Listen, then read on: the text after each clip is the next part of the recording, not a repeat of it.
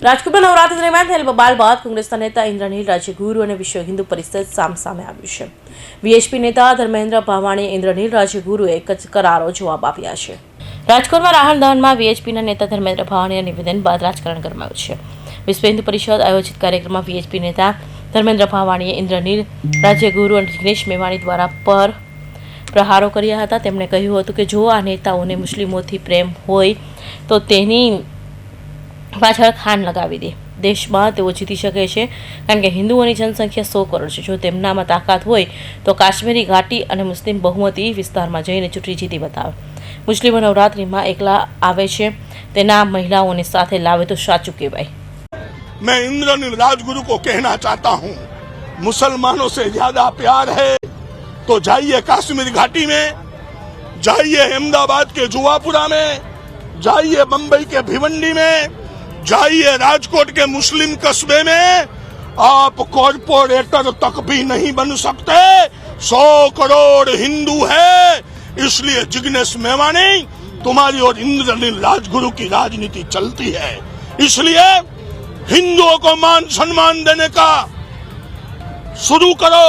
अगर 100 करोड़ हिंदुओं को मान सम्मान नहीं दिया तो हिंदू उनका उत्तर देगा. આમ 150 મુસ્લિમ મારી સાથે છે તેવા ઇન્દ્રનીલ રાજ્યગુરુના નિવેદન પર પ્રહારો કર્યા હતા.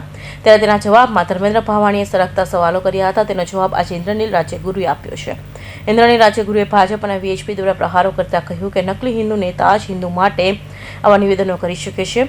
આ ભાજપની આ બી ટીમ છે જે ઉઘરાણા કરી પોતાના ગુજરાન ચલાવે છે. શું આ ટીમ મોદીને ખાન કહે છે?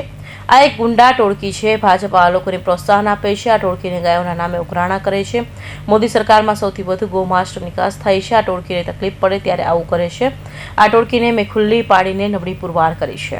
ગુંડા ટોળકી અને એ ગુંડા ટોળકીનો આ ભાજપ સરકાર એને છાવરે છે, એને પ્રોત્સાહન આપે છે, હુરદાવે કે હવે જાઓ આખા ગુજરાતમાં જાઓ, બધા દાંડિયા રાસોમાં કબજો જમાવો, ભાજપ નું કયું ન કરે તો ન ચાલે એવી વાત કરો. આ બધું એ કરી દે અને સામે બાકી આ ગાયોના નામે ઉઘરાણાઓ જે કરે છે. સૌથી વધારે ગાયનું માંસ એક્સપોર્ટ થાય છે, કેમ ત્યાં કઈ બોલતા નથી. આ વિશ્વ હિન્દુ પરિષદ એટલે નકલી હિન્દુત્વ છે અને એના કઈ કહેવાથી મને લેસ માત્ર ફરક એટલે નથી પડતો. અને બહુ આનંદની વાત ઈ છે કે એ લોકોને જ્યારે બહુ તકલીફ પડે ને ત્યારે આવું બોલતા હોય.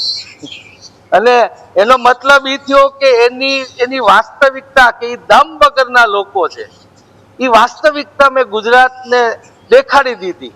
રાજકોટના નીલ સિટી ક્લબમાં વિધર્મીય પ્રવેશ મુદ્દે વિવાદ થયો છે. વિશ્વ હિન્દુ પરિષદ ચેકિંગ દરમિયાન ઇન્દ્રનીલ રાજ્યગુરુ સાથે ઉગ્ર બોલાચાલી થઈ હતી.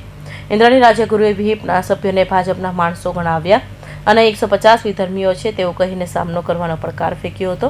કૌશિક પટેલનો report, Hind TV news, Surat.